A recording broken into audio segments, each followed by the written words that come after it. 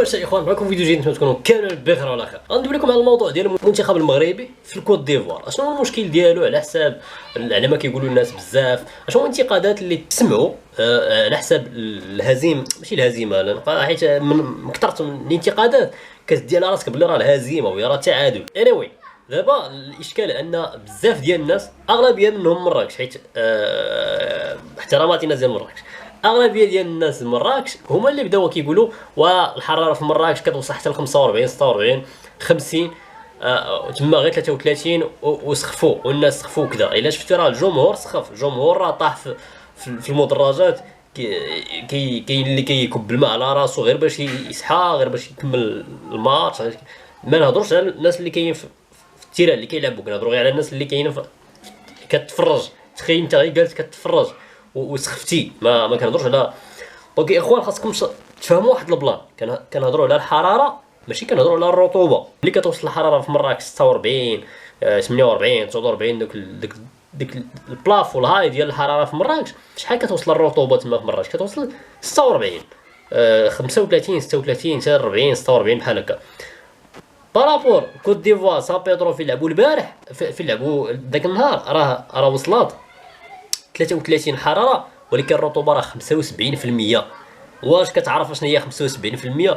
اشنا هي الرطوبه؟ الرطوبه هي النسبه ديال الماء اللي كاين في الهواء اللي كنشمو. كيفاش غنشرحها لكم اصاحبي؟ كيفاش غنشرحها لكم باش تبقاوش تهضروا بزاف؟ كيفاش تهضروا بحال هكا؟ النسبه ديال هذا الماء، حنا طورنا كاع النسبه ديال هذا الماء اللي كتدور في الهواء. يعني كيفاش غنشرح؟ يعني ما عرفتش كيفاش غنشرحها لكم. النسبه ديال الرطوبه اكثر من الحراره، يعني النفس ما تبقاش تشم الاكسجين، ما بقاش الاكسجين، الهواء ما بقاش هكا ما بقاش كتشم داك الاكسجين اللي خاصك انت في الذات ديالك. اي حاجه سخونه، اي حاجه سخونه. ما نحطوا في واحد اللقطه راه زياش ما كانش على بالو بلي راه حاضر الكاميرا، كان كيتنفس بواحد الطريقه راه ما يمكنش. راه كتقول هذا راه ما عمر ترينا في حياته، ما عمرو ترينا. كيتنفس بواحد الطريقه راه كيطلع النفس بزز باش كيجر النفس. واحد شويه من رد البال راه يعني الكاميرا محطوطه عليه، الكاميرا وشايف التلفازه كذا اللعيبات عاده ولا زعما بحال ما وقع والو، راه مكالمي. فهمتي؟ يعني بنادم تما راه الحراره، راه الله يحسن العوان باش نكونوا واضحين. من الناحيه ديال هذا الشيء بالحراره وكذا، راه الله يحسن العوان ملي جابوا داك التعادل ما تعاود لحد.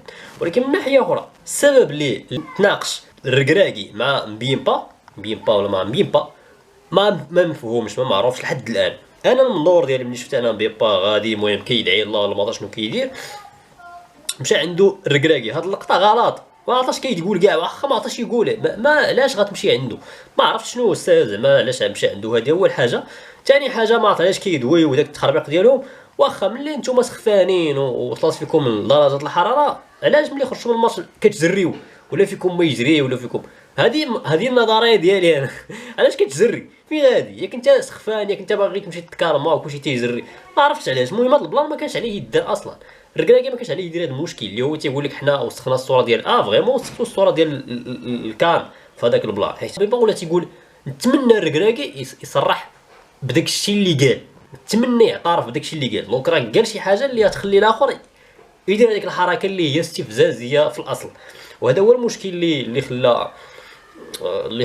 خلى الناس كاملين تيقولوا شنو واقع. حيت يقدر يكون المدرب ديالنا هو اللي عنده المشكل، ولا هو اللي منه المشكل وهو اللي منه الغلط. يقدر حيت هو اللي جا عنده. انا يعني الا بقيتي غير كتشوف بحال هكا وجالسه تفرج غتقول هو اللي جا عنده، هو اللي جبدو، هو اللي كذا. ولكن شنو دار بيناتهم، شنو كان قبل، شنو كذا اللي ما وراتنا بي سبور، ما عرفناش. المهم هذا هو المنظور ديالي في الناحيه ديال الرطوبه والحراره، باش ما نبانوش غالطين.